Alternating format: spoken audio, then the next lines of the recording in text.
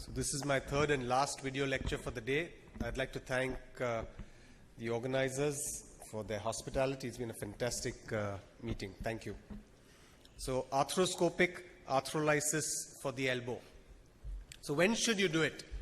So patients like this who have intra-articular fragments with then secondary capsular stiffness, good indication. You got an elbow dislocation that's reduced, probably immobilized for a long time, then lands up with stiffness, a few fragments of bone as we can see out there. Good indication. Patients who've got minimal heterotrophic ossification with capsular stiffness, good indication. Moderate amount of heterotrophic ossification with stiffness, again, you can do this arthroscopic. You've got a patient who's got a degenerative joint with stiffness and you're doing a arthrolysis, a capsular release, cleaning up the joint, debridement. Again, that's a good indication for getting your range back, maybe not the pain part. But patients like this, who've had some open injury, who've then undergone flaps, you don't know where their nerves are,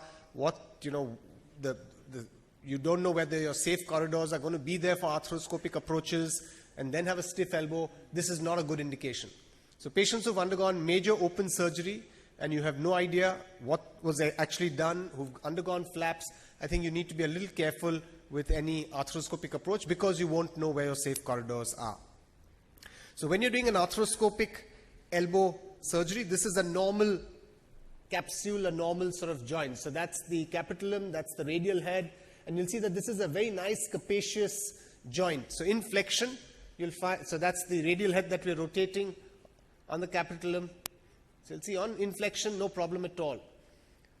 And when we look at the coronoid and you look at the trochlea again, a lot of space there. So when you're doing arthroscopic surgery for situations when there's no stiffness, you'll have a lot of space to work with and you'll have a nice capacious joint, good articulating cartilage out there.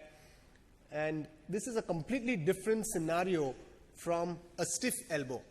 So when you land up with a stiff elbow, there will be basically two situations. One, something like this. So this patient's got a pre-op range from 50 to 90. His pronation supination has terminal restriction.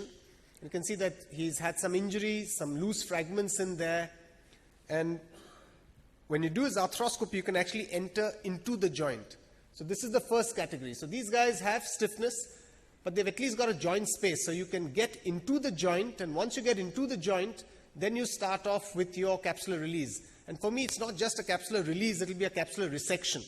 You need to be a little careful. You start from the proximal parts, and as soon as you first start taking that off, you keep your shaver facing the joint. And that's where you'll find all of the fragments, bone fragments entrapped. You take all of these bone fragments out, and you do a complete removal of the capsule, and you'll always see the muscles thereafter. And from the anterior, then you can move to the posterior. And this would give you these patients where it's a relatively simple job, you'll get a fairly good result. So like his pre-op, post-op, 50 to 90, he's got a 15 to 120, and pronation supination is quite good. So they'll get a very, very good result. Unlike that, patients who come to you with a severe stiffness, so this is one of those patients. This patient probably had a terrible triad. He's been operated. The radial head has been excised. It must have been extremely unstable. So a cross cava was put in there and then put into a slab, kept like this for 4 weeks. So when he's come to us, he's come with a very stiff elbow. He's got some loose fragments stuck there. Absolutely very difficult to get any movement, just 75 to 90. So just a jog of movement. While doing his MRI, we couldn't even get any extension. So his MRI had to be done in this flex position. You can see that that's that thick capsule out there. So often these guys will have a 1 centimeter thick capsule with some amount of entrapped bone in it. And these then become cases that are challenging. Now in these situations, you really can't enter into the joint. There's no joint that you can enter into. So when you put your portal in with your trocar, you're actually creating a space between the muscle and the capsule. So that's the pouch that you've created, and now you're working from out of the capsule to in the capsule. Yeah? So you can actually, when you put your portal in and you can feel it, you can create that space. So this is much like endoscopic techniques that we use elsewhere. So first you start off with a shaver, And some of these capsules which are not very thick, you will actually be able to peel it off with the shaver. But if it's extremely thick, you might find that your shaver also is not too useful. In that situation, then you come proximally in the humerus. So the cartilage part is here. This is where the capsule will be attached. So you start working in the junction between the cartilage and the bone. And you slowly start peeling off layers and layers of that thickened fibrotic capsule. And then you'll come to a point where you'll note that that will be something like a small little rent in there, and you'll see some of the synovium coming there. So as soon as you do that, you'll realize that, oh, now I've got another few millimeters to go before the cartilage comes, and now you start peeling off that adherent capsule from that cartilage. So again, just short bursts of RF so that you get that fibrosis off. And once you've done that and you've now got your plane, so now you've got your cartilage, then you can start taking your bone fragments out. You can use the shaver, and this is a complete excision of that thickened fibrous tissue in the front. This is almost always the approach we also use for heterotrophic ossification. Once you've done the radiocapitular side, you'll go to the ulnotrochlear side. And again, you're taking out all of that fibrotic tissue near the coronoid. And always keep your shaver facing towards the joint, because you've got just your muscle there. This is being done in flexion, so technically your neurovascular bundle is not very, very close, but at the same time you need to take all those precautions. And now you'll note that now you can just about start getting the range in. So that's you're checking your range at all points of time. And once you've taken out everything in the front, all your fibrous tissues off from the front,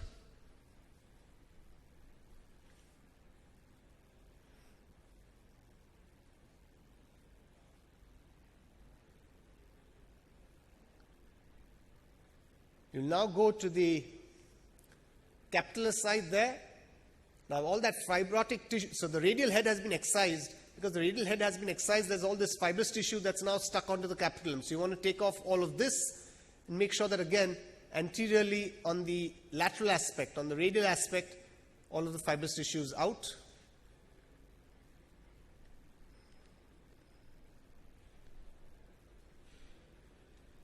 Be a little careful, don't go too laterally so that your ligaments are not disturbed. You're unlikely to cause an instability in these scenarios unless you've done a very, very aggressive job. You still want to be a little careful.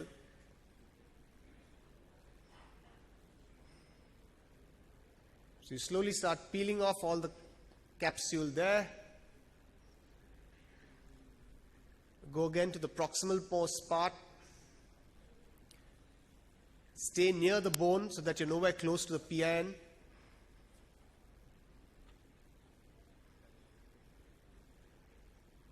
And then finally, once you finish the anterior part, you'll note something like this. So this would be about the final sort of picture in the anterior compartment.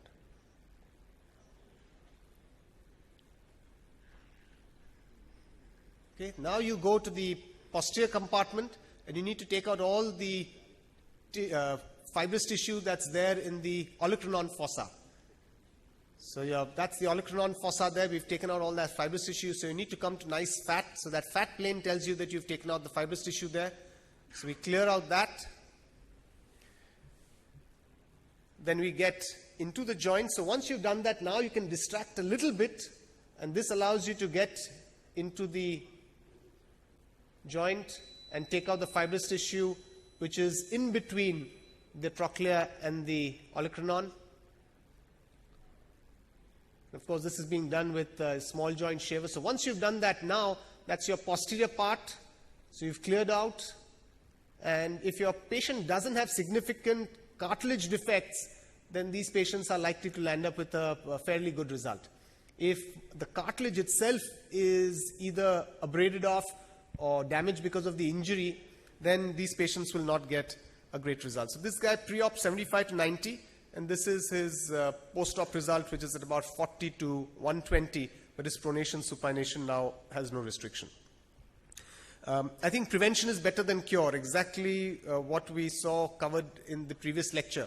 So something like this, which was a terrible trad, I think if you can treat it correctly and get your ligaments primarily in, then you won't land up with a stiff elbow, which requires a major arthroscopic